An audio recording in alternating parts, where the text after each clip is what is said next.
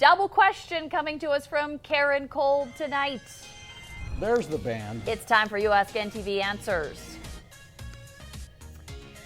In no particular order, or else wieners are getting top billing over Seth. I have Karen wonders. I've always wondered how hot dogs got to be a cookout staple. When did this come about? We'll break out the buns. I found tons of info on the history of hot dogs.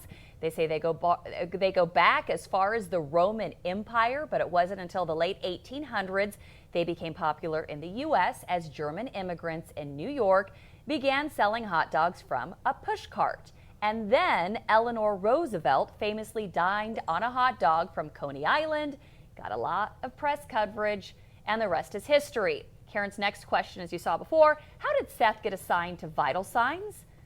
Joining us now with an exclusive interview is Seth. Oh, yeah, right. Okay, Exclusive. so how do they dole out assignments? How did you first get vital signs? Well, yeah. They said, we want you to cover medical stories. I think it was like in 1998. Yeah, it's been a while now, and they, said this is a series we run, medical stories each week, and do you have interest in that? And I said, well, sure, yeah. You took over for Greg Keeley? Was he I doing did, that? yep. Greg was the guy that preceded me and Yeah. did a great job, and then, yeah, he was doing that, and so then then you took vital I signs. took over. And then you have a brother who's a doctor, so it runs in the family. Yeah. Dr. Denny. Well, I always say he's the smart one, I'm the good-looking one. So Well, it's, there you go. However you have there to is spin that. it. That's No, exactly we right. support you, Seth. Thank you You so do a good much. job. You deserve an honorary degree. Yes. Okay, Yeah. Joni Peterson, this was quite a message, so I'm just going to paraphrase here. In the end, she just wants to know what happened to former NTV News anchor Carl Dean.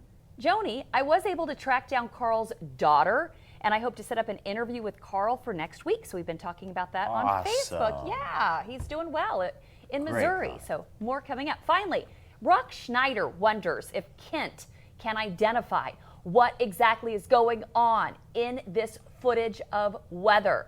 Here's a look and listen. Okay. What's going on, Brock? That is probably,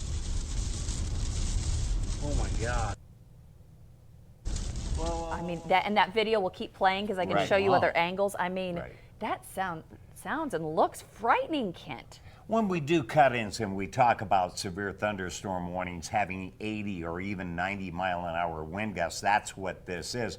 They're also referred to as straight-line winds, outflow winds, and the misnomer is that we call them that. They're not straight. They circulate on the ground. They would almost give an appearance of many, many, many tornadoes, but it's outflow winds. And that's why warnings are issued for circumstances like this. This is dangerous wind velocity. Yeah, can probably do as much damage as a tornado, I would Yes, think. Indeed. Okay.